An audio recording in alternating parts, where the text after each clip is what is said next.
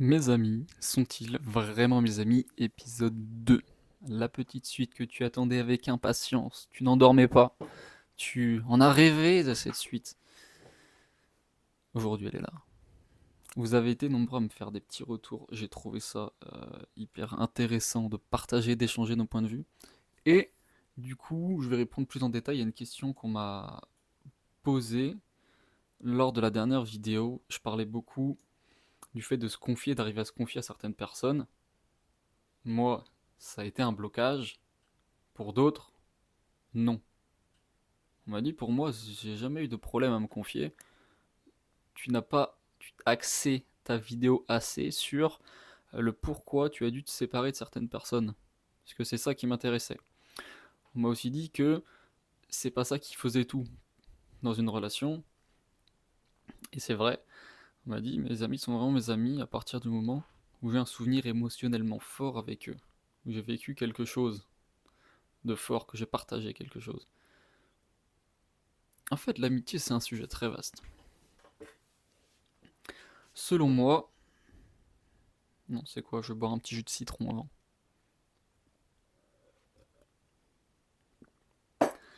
Pourquoi je bois du jus de citron dès le matin? Ça draine ton organisme, ça élimine les toxines et c'est excellent. Ça permet de réveiller ton organisme directement. Ok.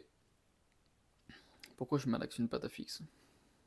C'est très bizarre. Tu rentres dans mon univers. J'ai pas l'habitude de faire des vidéos comme ça dès le matin. Pourquoi je malaxe une pâte à fixe? Ça me déstresse. C'est ma boule anti-stress. Je sais pas si tu fais des choses comme ça toi aussi dans ta chambre. C'est très bizarre ce que je viens de dire. Bref. Mes amis sont-ils vraiment mes amis? Alors pourquoi j'ai dû me séparer de certaines personnes en fait? Parce que, selon moi, on n'était plus alignés. Et je voyais ça il y a encore quelques temps comme quelque chose de négatif, mais je me suis remis en question, je me suis dit non, en fin de compte, c'est le déroulement de la vie en fin de compte. Lorsque tu n'es plus sur la même fréquence avec certaines personnes, vous vous séparez automatiquement. Vous vous séparez automatiquement, elles quittent ton chemin, tu quittes le leur. Et au début ça fait mal, ça fait chier, ça te fait mal au cœur, des personnes avec qui tu as partagé des choses. Mais il faut se dire que tu évolues, et ce n'est pas que les autres personnes n'évoluent pas, c'est que vous n'évoluez pas à la même vitesse. Donc, le décalage se fait naturellement, et naturellement, les chemins se séparent. On m'a dit, donne des exemples concrets. À 20 ans, il y a 4 ans, j'ai pris mon indépendance, mon premier appart, ensuite je suis revenu domicile familial, je suis reparti ensuite pendant un an en Corse. Je suis parti de la Bretagne, je suis allé en Corse. J'ai Au début, ce n'était absolument pas prévu. C'était 2 mois de vacances qui se sont éternisés pendant un an. Pendant un an, je ne suis pas revenu chez moi, dans ma région. Pourquoi? Parce que je me sentais bien, j'étais seul, avec moi-même, et que je kiffais la vie de mon côté, tout simplement. J'ai eu toujours ce petit côté aventurier. J'ai fait différents travails. J'ai travaillé dans la construction, en démolition. J'ai posé des cheminées. J'ai travaillé dans le paysage. Euh, j'ai travaillé en tant que magasinier. Je donnais les commandes aux personnes à Conforama. J'ai travaillé en tant que cuistot alors que j'avais aucune expérience. C'était très marrant d'ailleurs. Dans une. Je ne sais plus comment ça s'appelle, une IME, il me semble. Un centre pour les enfants handicapés mentaux. Euh, et c'était une expérience hyper enrichissante d'ailleurs, puisque c'est des enfants qui ont la main sur le cœur et qui te disent les choses comme ils le pensent. Enfin bref, j'avais adoré ce petit passage-là aussi. Tout ça pour te dire que j'ai accumulé les expériences pendant cette année en Corse, et lorsque je suis revenu chez moi, puisqu'il fallait bien revenir voir la famille quand même pour les fêtes, pour passer des moments avec eux, je ne me suis pas retrouvé dans l'environnement que j'avais quitté. L'environnement que j'avais quitté n'était plus le même. C'est ce que je me suis dit lorsque je suis arrivé. Mais en fin de compte, c'est l'environnement qui était resté pareil. Et c'est moi qui n'étais plus le même. Avec toutes les expériences que j'avais vécues, avec toutes les actions que j'avais faites durant cette année, le cumul de cette année-là d'apprentissage m'avait changé. Et lorsque je suis revenu chez moi, dans mon environnement, dans mon entourage, avec les anciennes habitudes, eh ben, j'étais complètement perdu, je n'étais plus aligné en fin de compte. Je n'étais plus aligné et je ne me retrouvais plus. Donc automatiquement, ça m'a séparé de certaines personnes. Nous n'avions plus forcément les mêmes habitudes, les mêmes envies. J'ai souvent cette image du tu es au collège, en primaire, tu es très bien entouré, t'as plein de potes. T'es au lycée, t'as un peu moins de potes, tu rentres dans la vie active, il y a que les quelques vrais qui restent. Vrais, on va dire ça comme ça, pour schématiser. Mais en fin de compte, c'est vrai en fin de compte, mais pourquoi? Parce qu'on évolue tout simplement, on évolue et on, on vit des choses que les autres ne vivent pas. Et on évolue pas de la bonne manière, pas de la même manière que ces personnes-là.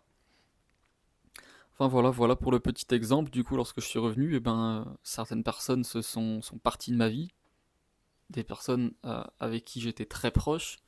Au début, ça fait mal, au début, ça fait chier. Tu te dis, ok, ben, tu te poses des questions. Est-ce que c'est moi le problème? Est-ce que c'est elle? Est-ce que je dois changer? Je dois redevenir comme avant?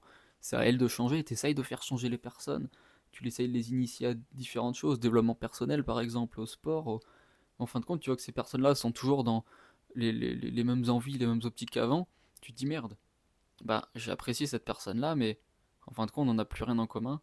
Est-ce que je dois continuer à lui parler? Tu t'introspectes, tu dis oui, non, c'est à toi de voir. Ensuite, tu rencontres d'autres personnes plus alignées avec toi-même. Tu développes des amitiés plus fortes. Tu te dis waouh, ah ouais, ok. C'est possible du coup de créer des liens avec d'autres personnes. Tu développes des compétences. Si t'es dans le dev perso, t'apprends comment se faire des amis. Tu lis le livre Comment se faire des amis de Dale Carnegie. C'est très très intéressant ce livre d'ailleurs. Enfin voilà. Euh, la prochaine fois, je me ferai une trame pour tourner la vidéo. Cette vidéo part un petit peu à la Wellegan. Voilà ce que j'avais à te dire. Mes amis sont vraiment mes amis à partir du moment où j'ai un souvenir émotionnellement fort avec eux. Est-ce que tu valides ça? Moi oui. Et je suis dans une énergie très basse dans cette vidéo, j'ai remarqué. Pourquoi? C'est sûrement parce que c'est le matin, je n'ai pas encore ouvert les volets. Il est 8h30, je vais aller à la salle de sport. Je travaille depuis 5h30 et,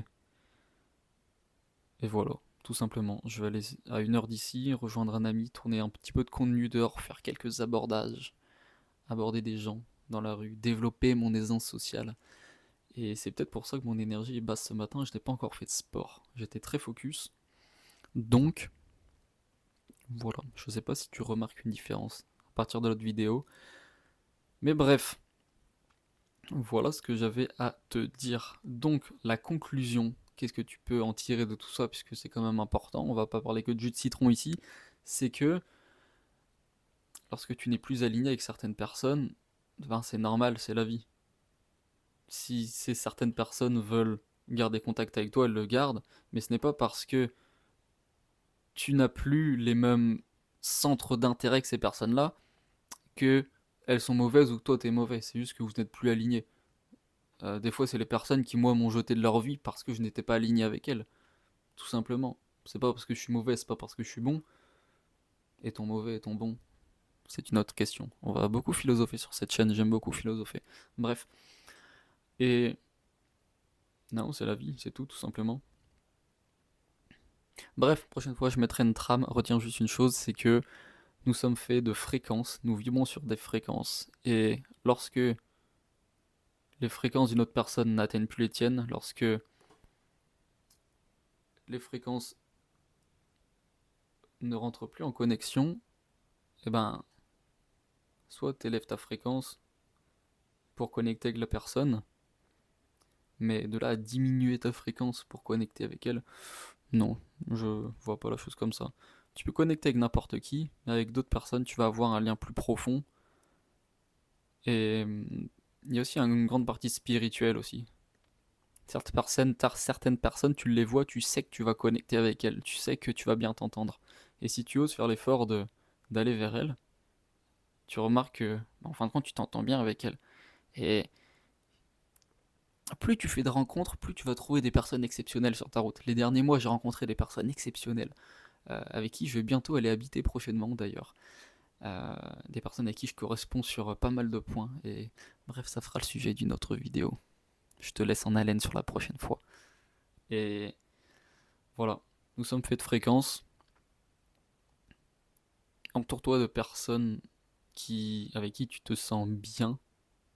Et s'il n'y a personne à qui tu te sens bien autour de toi, travaille sur ta propre présence. Apprécie ta propre présence. Et une fois que tu apprécieras ta propre présence, mets des actions en place, sors, ose rencontrer des personnes. Et tu rencontreras les personnes qui te sont destinées sur ta route.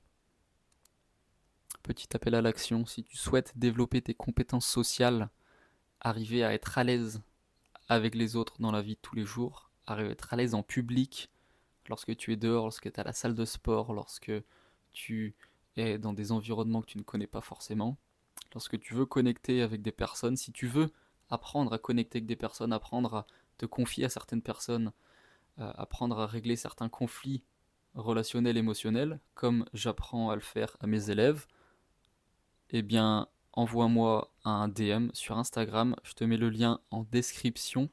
Premier lien en description, tu cliques dessus, tu m'envoies un DM, tu m'envoies social en majuscule SOCIAL, social. Et eh bien, je verrai si je peux t'aider tout simplement à rejoindre mon accompagnement. Incarnation, incarne la personne que tu veux devenir, ok? N'hésite pas, envoie-moi un petit message. Et si je ne peux pas t'aider pour rejoindre mon accompagnement, eh bien, je te donnerai quand même avec grand plaisir des conseils gratuitement. On se fait un petit appel tous les deux et on avance ensemble. Je te fais plein de bisous. Je te dis à la prochaine fois. Prends soin de toi.